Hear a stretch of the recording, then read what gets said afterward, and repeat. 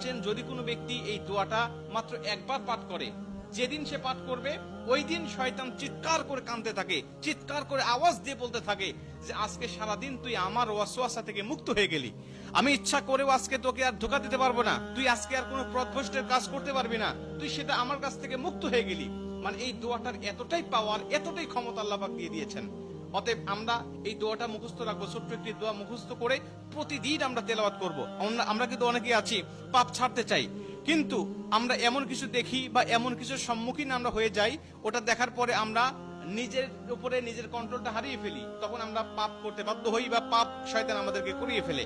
এজন্য যদি আমরা প্রতিদিন অন্তত ফজরের নামাজের পরে এই দোয়াটা যদি পাঠ করতে পারি, তাহলে আমরা কিন্তু শয়তান থেকে মুক্ত থাকবো ওই দিন সারাদিন। আর শয়তান থেকে মুক্ত থাকার কারণে আমরা ইচ্ছা করলে ওই দিন পাপ করতে পারবো না। নবীজি এই দোয়াটা শিখিয়েছেন, আউযু বিল্লাহিল আযীম, আউযু বিল্লাহিল আযীম ওয়া বিওয়াজহিল